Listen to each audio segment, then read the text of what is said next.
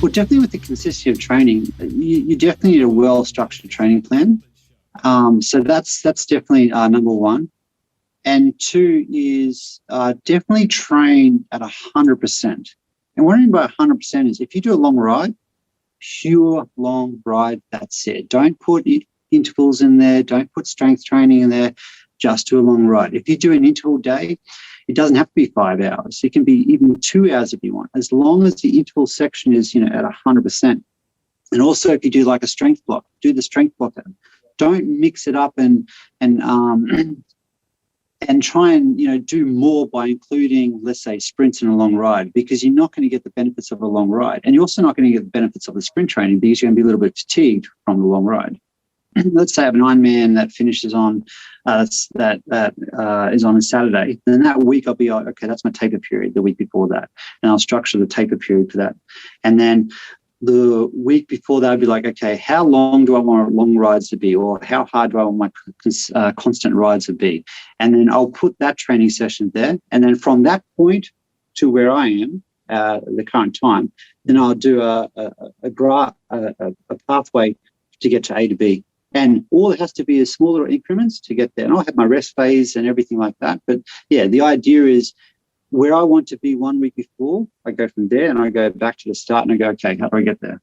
For me is I really like the constant training. So let's say if I do like, it can be between, I like more than 4 hours, but like 5, sometimes just 7 hours, but like full constant. So for me, I do like 300 watts. So it's not super hard for me. But it's also a little bit, not so easy. And this is really good to maximize your fat metabolism. So this is a very important key factor. And when you do some of these type of training efforts, if you go to a hill, you actually slow down because you're trying to keep the power constant. And when you get over the hill, you got to sort of keep the power over. So you actually speed up. And when you go downhill, you're actually going a lot faster because you got to have the same watts as before and after. So if you do this for someone else, it's very annoying because it seems like you're racing. If you get to the hill, you go so slow, like, hey, come on. It's like, yeah, but once you go a bit over the limit, then you're sort of changing your energy structure of your training. And that's something you don't want to do, because I'm a huge believer in training your fat metabolism, because, as you know, we only have a limited amount of how many calories we can consume. And your fat metabolism is a bit, yes, in a sense, it's a fuel system that not many people train. And the better this is trained, then the more we can save our glycogen stores. So for me, a lot of my training is based on fat metabolism. Yeah, I think you sort of touched on it at the start of that question around giving perspective. And that's something I feel is one of my key roles as a coach, is to continue to factor in the bigger picture. Athletes will always become quite microscopic in their view. They're focused on the next session. We all know as an athlete, anyone who's an athlete or is married to an athlete, that the last session has sort of defined their attitude. If they have had a bad swim, then suddenly they're a crap swimmer. If they nailed their swim, well, look out world, I'm coming for you. And so as a coach, I think it's bringing perspective all the time to the bigger picture. And as an example, I guess through COVID times, I've had athletes that have qualified, say, for World Championship events and haven't been able to go, or the event's been cancelled in the most part. And so there's this awkward conversation that takes place where they've trained for, let's call it 16 weeks, and they're 4 weeks out and the race gets cancelled. And the question I sort of ask at that time is, do you regret the last 16 weeks? And they will almost always say that they don't regret it, because here they are, fit, healthy, prioritizing what they consider to be important to them, their physical and mental health, I guess. And so had they not had that event, which has now been cancelled, as that carrot, perhaps they wouldn't be in that same mental and physical state. So I think that's answering your question, but in effect, it's bringing perspective all the time to my athletes that I work with. I'm not a psychologist, obviously, so little bit shy saying this, because you'll have some sports psychs that will listen to this, but from an experience point of view, certainly number one, without doubt, is to be process focused. And it's so easy to say, it's so hard to actually follow through on. My best races have come literally when I've nailed that aspect of my psychology leading into and during the event. And so how that looks really in real terms is being in the moment, focusing on what needs to happen here and now. If I'm on my bike, it might be keeping good, smooth pedaling circles, staying down nice and aero. It's got nothing to do with the guy that's 5 minutes up the road. It's got nothing to do with the fact we've got a headwind, but then when we turn, we've got a tailwind. I've got no control over the weather or the other competitors. And so being process focused, I guess, is number one. Yep. Number two, I think applies probably a little more broadly, but it's just to be patient. And it just really, it probably relates a little bit to that process thing, but I have conversations with younger athletes and it's amazing how much they want to happen right now. But there's something beautiful about just having a patient approach to the sport. And even on race day, my coast to coast this year, I didn't lead the race until 10 hours into the 11-hour race. And in hindsight, I was so proud of how patient I'd been in trusting my plan. So patience. Well, that top three is a tricky way to put it. I've always been good at, I think I get an idea or I read a study or I hear someone else talking about, and then I take it to the extreme. And I think, you see some real dogmatic approaches from certain coaches and sports scientists, and I think the answer is somewhere in the middle on most of it now, after making a lot of pushing things largely to the extreme. I mean, I was, started in the sport super high carbohydrate and then went super low carbohydrate, high fat. And I've done the whole spectrum. And I just think it's very individual, Brad. So I hate to make recommendations, but I would say to anyone, especially long course or 3 hour plus athletes, I'd say go and get a metabolic test. So whether you need to periodize your nutrition and do a fair bit of low carb training. So that's number one. It's individual. Some guys, like I train a lot with Tim Burkle. He is an absolute diesel and can tick along on no food for 6, 7, 8 hour sessions, no problem at all. I was useless at it, and so I had to really train it before I ever started getting some Ironman success. Second thing, I think even, working out what works for you is important. Some people, are very, I guess the word's preachy about a certain type of diet. And I've just learned, and I used to be a little bit like that until I had kids. I didn't have time for that crap anymore. And then I just realized what works for me is not necessarily great for other people. So I just think be respectful of what every individual's gut type is quite different. Find the foods that make you feel good. I can eat lots of meat, for example, and feel fantastic. My wife, on the other hand, is complete opposite. And so like I've learned to just, I think it's just individual. And I think the main rule of thumb as number two would be, if it's the less processed it is, probably the more healthy it is. Humans have a really good knack of trying to overcomplicate things, and we do really well off just the basics. Yeah. So, and a third point would be, I guess, around weight and race weight. I've spent a lot of my career trying to get too skinny, and I think there is it also annoys me when people say, oh, weight doesn't matter, eat as much as you want. Like, it clearly matters. It's basic physics. Whenever I lose 2 kilos, I literally drop 2 minutes off my 70.3 run time. And obviously there's a point of no return where my swim and bike starts to suffer. But so it does matter. But I think factor in your getting down to race weight actually during the time when your training stress is lower, because it's another stress to add in. If you're 5 to 7, 8 weeks out and you're doing the big intense training block, that's not the time to really be worrying about dropping weight. Fuel the machine. I typically lose a couple of kilos from about 3 weeks out when the training really dials down, and I know I can do it when my body's not as stressed. with my second bony injury last year. I had it. It was in the neck of my femur, which was the place of my very first stress fracture when I was 16 years old, and I missed out on the Sydney Olympics.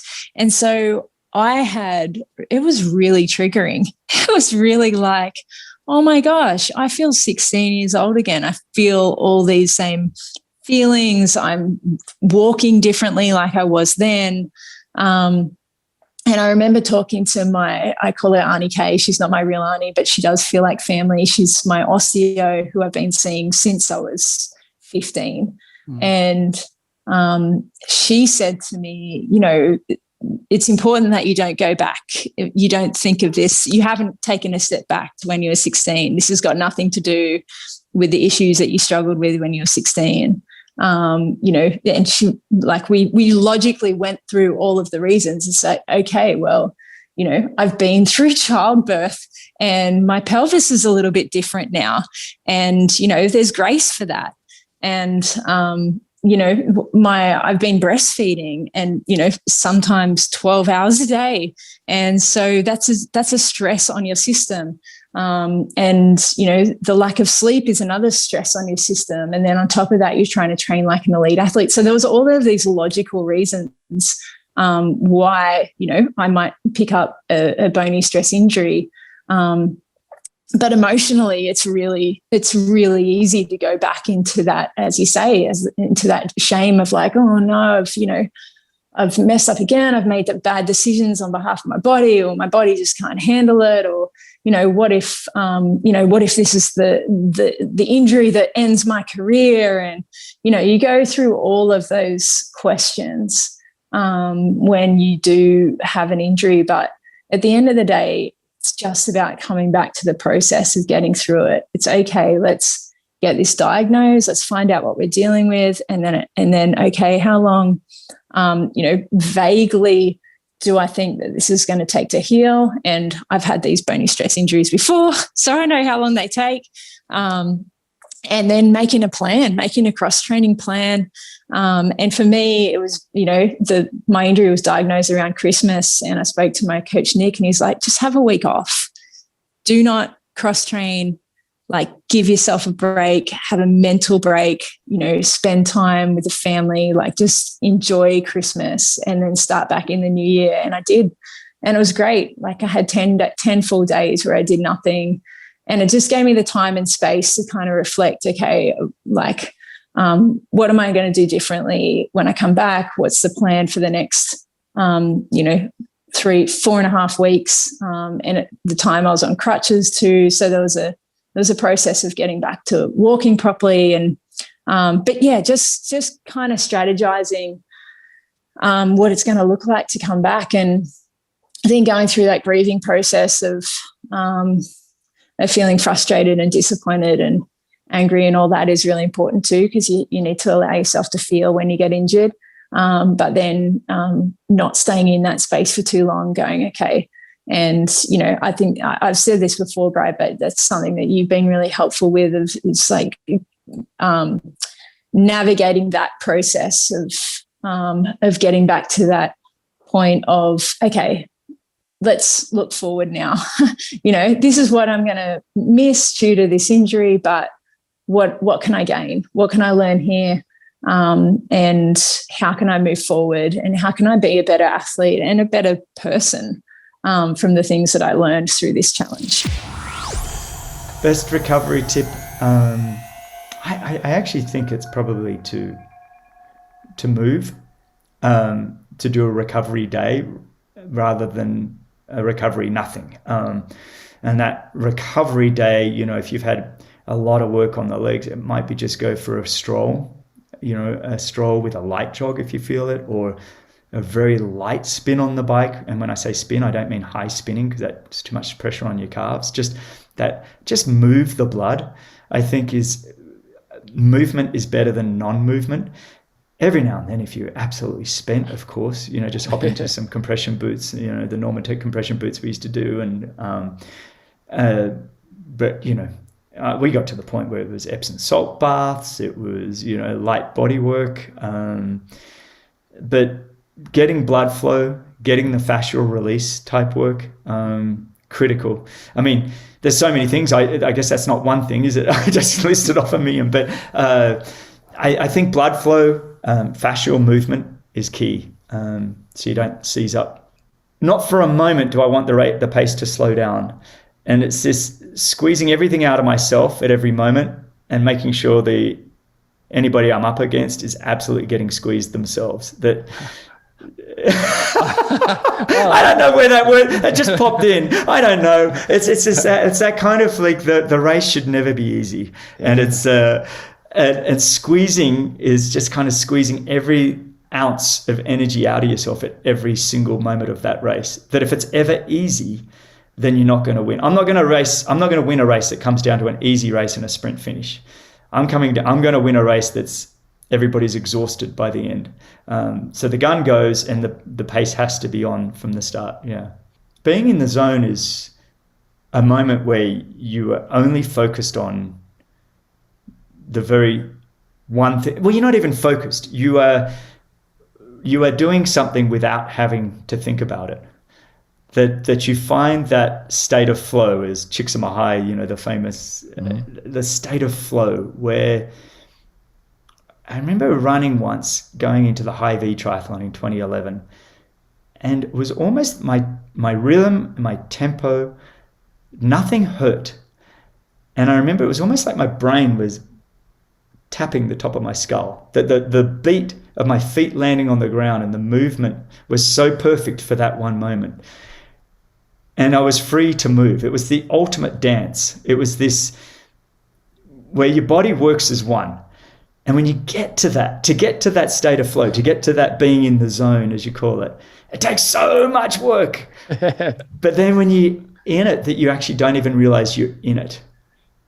Yeah. But then if you can kind of self-reflect, it's like the example of being in a car trip, right? And you go for 10 hours and, wow, 2 hours just went by. That's being in the zone. It's like this moment where you're just in such a state of flow that everything's working in synchronicity, it's perfection. It's a moment of perfection.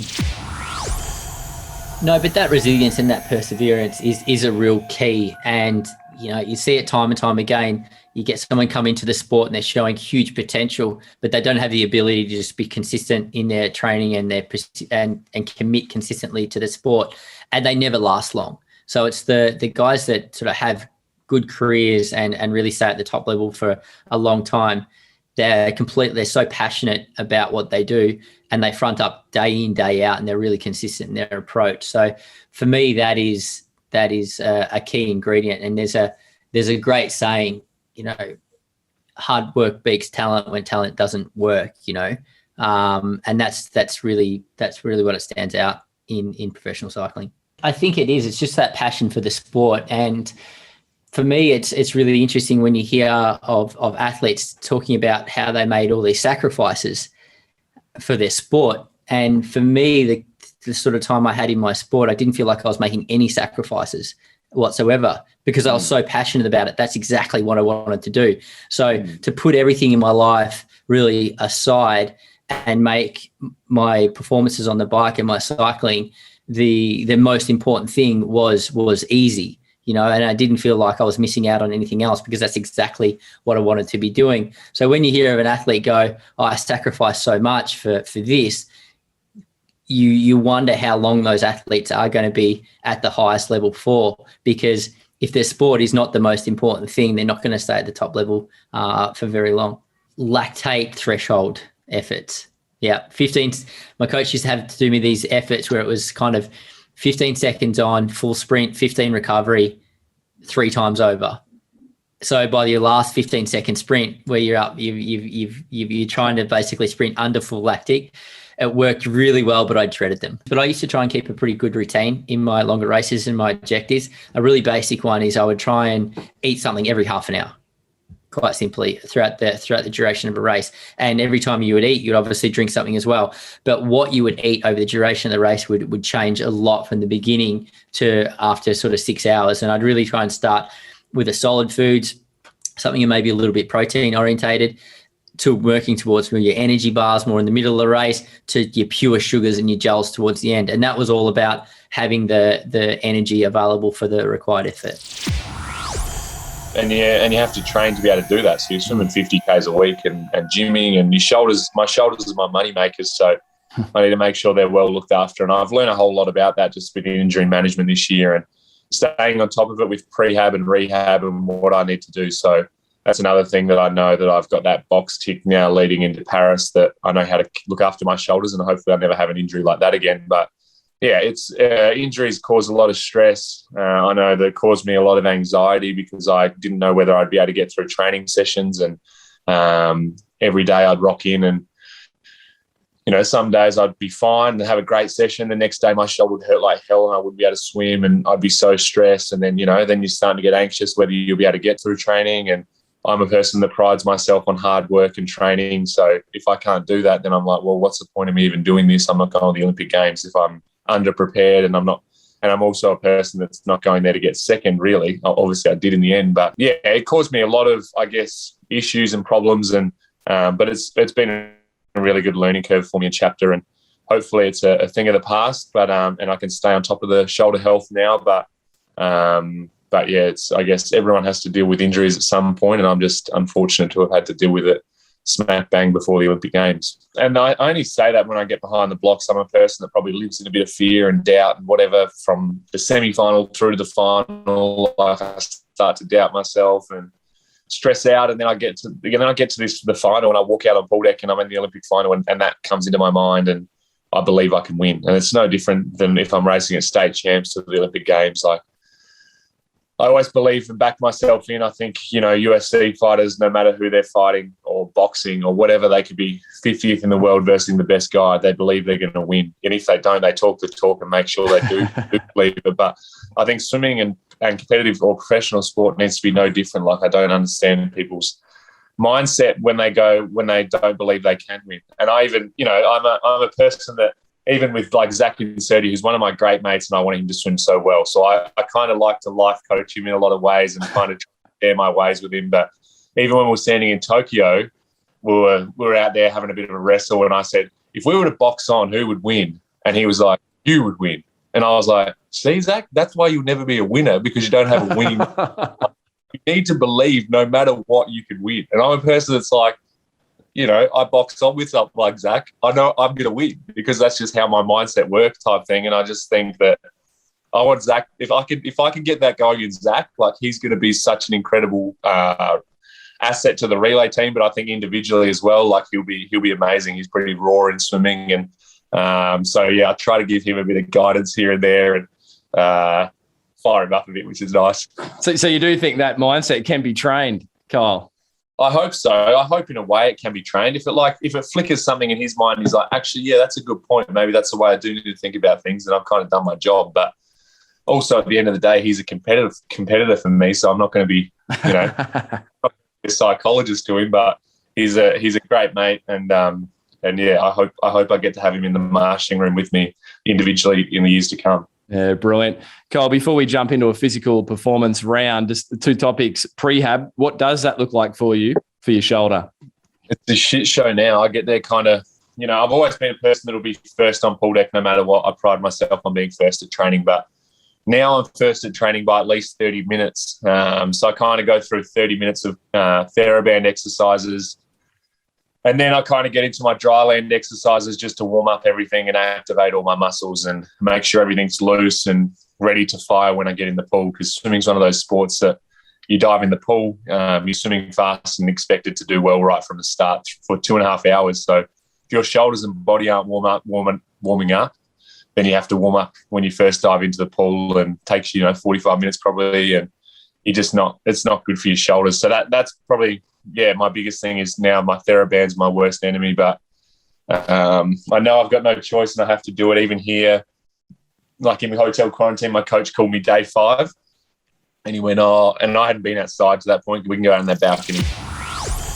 But I mean, since Rio, really, I had such a massive year in 2016. I think I did 8 5Ks and maybe 10 steeples. It was just a lot of racing and spikes, and I slowly developed what physios call Haglund's deformity on my left heel, which just means, the bone grows from the heel and starts to fray on the Achilles. You start getting bursitis, and it's just kind of this, part of your heel that just has about 3 ongoing issues that gradually get flared up more and more as you continue to train. And this is something that I've known, since Rio, and I've managed my training to get by. It was kind of part of my reality. I reduced my training load. I took out things like running up hills, and I tried not to change shoes too much. I stayed out of spikes unless I was racing, have heel raises in all my shoes. So this has been an injury that I've had for so long in my left foot. And unfortunately with my last few races in July, I raced my last one in Monaco Diamond League, where I did a season's best and was definitely looking like I was ready to re-break my Australian record in some races to come. I flared up my left foot probably just a little bit too much, probably to a point of no return, because I went to continue training back at St. Moritz at altitude and was just compensating that little bit too much. My right leg is my dominant leg. It's my strong, reliable leg. It's the one that never gets injured and really just carries me through all my training when the left's playing up. But I noticed on a long run a few days after my race that, my right one kind of twinged a little bit. And I saw a physio straight away, and I had a week off just to be safe. I thought that was even overkill, having a week off, but I just knew how good I was at cross training, and I thought, this is the Olympics, we got to play it safe.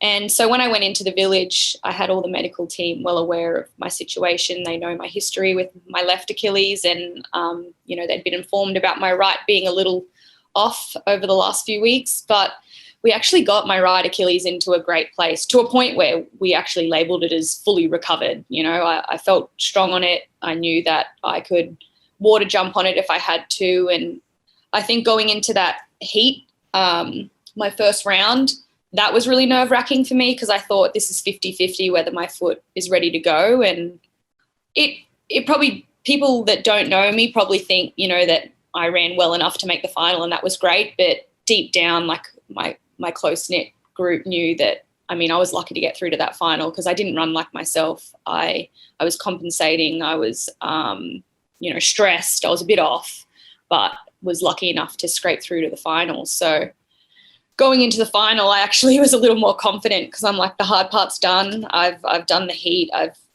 made it through. My Achilles seemed to pull up well. My right one anyway. My left one was obviously a bit sore, as it always is. But when I went out onto the track, I just remember kind of thinking, here goes nothing. I've got this far. I'm sure I'll be fine. What's the worst that could happen? Throughout the race, I did not think once about my Achilles, left or right. I think when you have so much adrenaline and you've got caffeine in your system, and the nerves and the excitement and just the whole thing, it blocks out everything. And I remember trying to run a safe race, because the race was just chaos. It went slow, then it went fast, and there was carnage everywhere, people going down. I remember thinking to myself at the bell, really get going now. You could collect 3 or 4 girls if you do this last lap right. And I did. I took 2 right before the bell. I was coming down about 300 metres to go. I could see a few more girls that I was ready to take. And as I approached that last water jump, I distinctly remember thinking, okay, really attack this. This is your last water jump. That, racism, it's a make or break on the last water jump. And I just, ran at it real hard and pushed off. And it was the minute my foot landed on that slanted track, it was honestly a gunshot. It was just like a pop / gunshot to the heel, where I think a lot of people would probably normally be shocked, but as soon as it happened, I knew exactly what it was. And I hit the deck and was a bit upset, but was coming off a 2017 that went really well for me right up until World Championships 10K. And, I actually had a bit of a similar episode there where I just kind of popped. And we had sort of explanations for that, where I got sick of the training camp and came into it, like the training camp leading into the championship, and just wasn't well for that one race. But no, I think this one, I mean, come games, I just, I was training well, but I just didn't have things right in my personal life. And I think that was kind of overflowing into my running and into that aspect of things. And, I can say I got, a little beat up a month out, which, it happens to everyone, but I didn't handle it probably as well as I should have. And so then when it came to the actual 10K, I just don't think I was in shape. And, I came in optimistic. It's a home championship. You want to do well. So just a case of going a little too hard too early for the sort of shape I was in. And yeah, I think the DQ was, I was just out of it and stepped on the inside of the track a few times. So, it's one of those things that, it honestly probably looks better that I got DQ'd because people won't actually know where I finished up there. So, but yeah, so it's, but no, that was just, those two instances were sort of very clear and whatnot. So they were kind of a little easier for me to wrap my head around and move on from. It took a while. Like I think the rest of 2018 definitely wasn't my year. But like I said, I had a few things going on personally, and I'd made sure I sorted those out first, and then took a bit of a breather at the end of the 2018 season, and came out in 2019 all guns blazing, which was started off really well. Really thought we ticked all the boxes. I was in really good shape. Had some good lead-up races. The last race I did before Tokyo didn't go exactly as we planned, but I still wasn't disheartened by it. I think it was, that was another thing where we were able to sort of put our finger on what went wrong there, but it wasn't anything really drastic. So I was confident. I thought we'd done really well with our preparation. We'd been doing a few runs a week in a heat chamber that was getting up to north of 42 degrees Celsius. So things were going well. We went to Houston the week before I left for Tokyo to kind of get a similar sort of climate in, which, it was pretty, after being in Tokyo, it was very similar. We tried different cooling techniques to bring my body temperature down and stuff. I felt really prepared going into Tokyo. But yeah, I think it was just, looking back on it, I think it was just a situation of we kind of underestimated. Yeah, to be honest, yeah, it's been really, really difficult. Those World Cups at the back end of last year, I just gave me the glimpse of starting to believe that, yeah, actually you can get back to your best and be competitive to at the point that you could win an Olympic medal.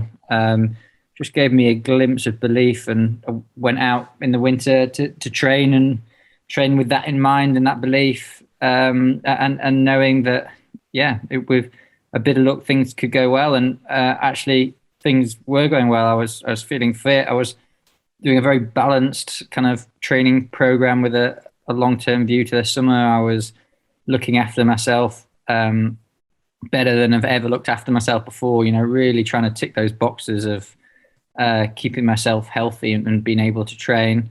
And this just absolutely hit me out of nowhere. I'd done a session the day before, had no problems around the session, went for a run the next day, started hurting and just got worse and worse, and ended up having to walk back. And like I said, one of the things I said to the surgeon and various other people, this thing did just come out of nowhere. It doesn't make sense that this is kind of chronic injury type stuff. And the reply to that was, it's probably just the buildup of scar tissue and scarring around those posterior medial tendons over a long period of time that doesn't really affect it until it gets to a certain amount, and then it does affect it in a big way. And so that's, I think, the back end of March or early April. And you hope then at that point you're like, well, actually maybe this is going to be a week or a couple of weeks, or get rid of it in a month, or trying everything in terms of injections, rehab, physio, massage, absolute rest, everything to get it better. And ultimately, I tried everything, raced in Leeds, and at that point I knew that we had 2 slots. Obviously, I wasn't going to qualify, and by that point, to be honest, it was a relief because I just wanted to get my ankle better. An ability to work hard and remove the barriers to work hard, and that includes actually enjoying working hard, being really getting a lot of joy and satisfaction from working hard and trying to be better every day. And I think secondly, kind of ingenuity and thinking about the best way to do things. And, from being 18, I effectively devised a way of training for triathlon that no one else that I came across in the country or the world was doing, based on relatively large amounts of volume of aerobic training. And this was in the days before the whole 80-20 and polarized training and stuff. And that was completely against the system. And it came from me studying physiology and what other sports did. And I've always tried to carry that on and kind of maximizing my ability in various ways, and being able to put that in context, being able to understand and put science and technology and discovery in the wider context of being able to apply it every day. And that kind of thinking of it is something that, looking back, is something that I didn't always value as I went along, but I think it's been really important to me. When I saw the results from 2019 and they did 7:44, I think it was Butterfield, then I thought that, for sure I should be able to go like 15 minutes faster. But I didn't expect, like when I came here for training, I was kind of surprised how bumpy the tarmac were and also how much headwind it were from on the backside of the island. So it was actually much, much slower conditions in the training leading up to the race than it were on race day itself. So that kind of changed my focus a little bit from just focusing on the times to be more kind of focusing on getting a stronger race. But on race day, we just had really good conditions, almost a little bit of almost like tailwind as well on the section where I was expecting headwind. Well, the biggest difference is that we do the kind of the more Ironman specific sessions. So we try to kind of keep the balance and keep the VO2 max high.